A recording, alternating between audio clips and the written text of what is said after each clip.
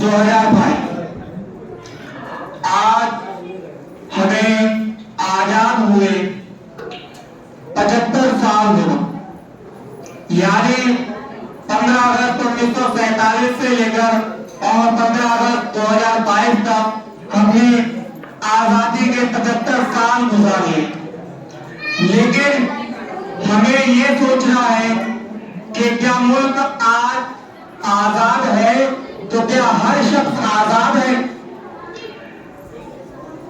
ہمیں یہ معلوم ہونا چاہیے کہ اگر کوئی بچہ پیدا ہوتا ہے تو وہ ہندو، مسلمان، سکھ یا عیسائی بعد میں ہوتا ہے، پہلے وہ انسان ہوتا ہے۔ پہلے اس کی جو پیدائش ہوتی ہے، جو ولادت ہوتی ہے، وہ انسان کے طور پر ہوتی ہے۔ اس کے بعد اگر مسلمان ہوتا ہے تو اس کی تعلیم اذان دی جاتی ہے، ہندو ہوتا ہے تو اس کی پوجا کی جاتی ہے، لیکن سب سے پہلے اگر اس کی ولادت ہوتی ہے تو ایک انسان کے طور پر ہوتی ہے۔ تو ہمیں اس بات سے یہ سیکھنا چاہیے کہ انسان جب جو ہے دھرم بعد میں آتا ہے، انسانیت پہلے آتی ہے۔ تو کیا ہمارے اندر وہ انسانیت باقی ہے؟ کیا ہم کسی کو پریشان دیکھ کر خود کو پریشان محسوس کرتے ہیں؟ کیا کسی کی پریشانی سے ہمیں پریشانی ہوتی ہے؟ اگر ان سارے سوالوں کا جواب آپ کے دل میں ہاں آ رہا ہے تو ہاں، آپ انسان ہیں اور ایک زندہ دل انسان ہے۔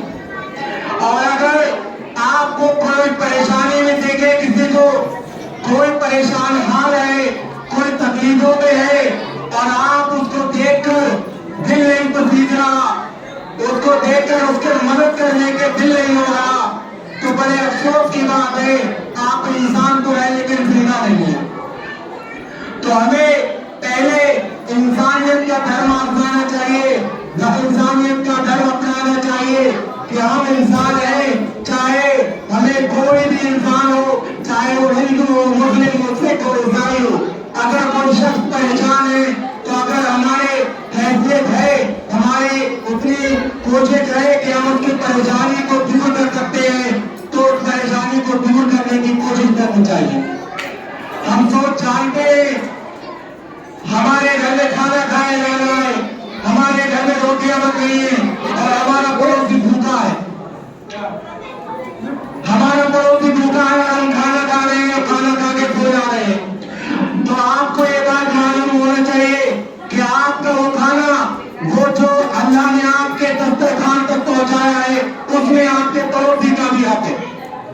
کیا ہم اس پڑوسی کا حق دے رہے ہیں؟ کیا ہم اس پڑوسی کی خیریت معلوم کر رہے ہیں؟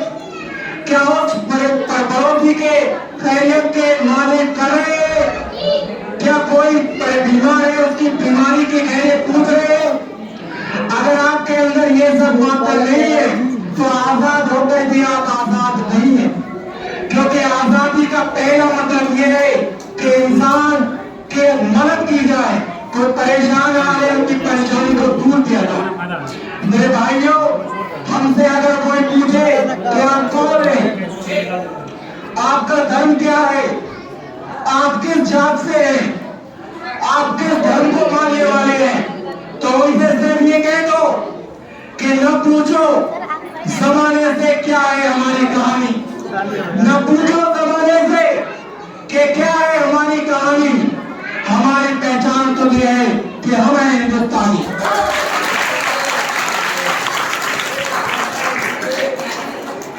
ہم اگر ٹکرانا میں ہیں تو ہم کہتے ہیں کہ ہم ہندو ہیں، مسلمان ہیں۔ بھارت میں کہیں دولت ہوں گے تو کہیں گے ہم ہندو ہیں، مسلمان ہیں، لیکن آپ ایک بات بھول گئے، جس دن آپ دیش سے باہر گئے تو آپ ہندو بعد میں ہیں، مسلمان بعد میں ہیں، سکھ بعد میں ہیں، عیسائی بعد میں ہیں، پہلے ہندوستانی میں ہیں۔ میرے بھائیوں، یہ آزادی کوئی ہمیں ایسے تحفے میں انگریزوں نے نہیں دے دی تھی، ہمارے بزرگوں نے، ہمارے سینالیوں نے اپنی جان کی آہوتیاں، اپنی جان کی قربانیاں دی تھی۔ جب انگریزوں نے ہمارے اوپر قہر ڈالنا شروع کر دیے، ہم کو بولنے تک نہیں دیا،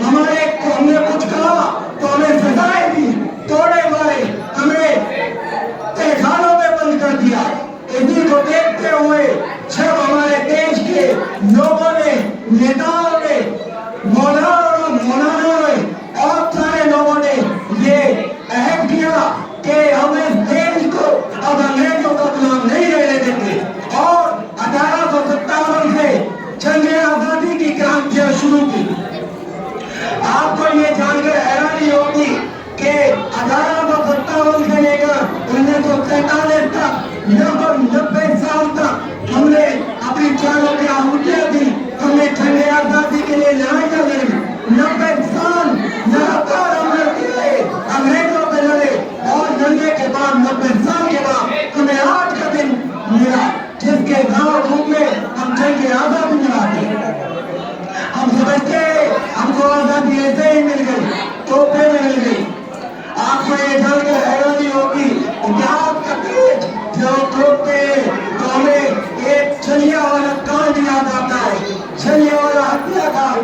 जब उस हत्याकांड को पढ़ते हैं, मैं कभी उस हत्याकांड को किताबें पढ़ रहा था, मार्च 1919 मेरे रोक के खड़े हो गए जब जलियांवाला बाग अमृतसर पंजाब में सभी लोग हिंदुस्तानी इकट्ठे होकर शांतिपूर्वक एक सभा कर रहे थे और कह रहे थे कि हमें अंग्रेजों के खिलाफ लड़ना है, इनके खिलाफ इकट्ठा हो रहा है और जंग आजादी की लड़ाई को बहुत दुर्गुण से लड़ना है और देश को आजाद कराना है। जब इस बात की खबर अंग्रेजों को होती है तो वो हमें 90 सैनिकों के साथ जलियांवाले मैदान में अपने 90 सैनिकों के साथ हथियारों के साथ आ जाते हैं। आपने अगर देखा होगा या कभी गए होंगे तो आपको मालूम होगा कि जलियांवाला मैदान जो है, जलियांवाला हत्याकांड जहाँ हुआ था, वो मैदान बहुत बड़ा है, लेकिन निकलने का रास्ता मात्र 10-12 फीट का है। उसी रास्ते से दाखिल होते हैं, लेकिन अंग्रेजों ने उसी रास्ते पर खड़े होकर उसी रास्ते को बंद कर दे, बिना किसी वार्निंग के, बिना किसी इजाजत के, बिना कुछ कहे हमारे देशवासियों पर, हमारे स्वतंत्रता सेनानियों पर, हमारे जिंदगी आजादी के करने वाले लोगों पर एक तरह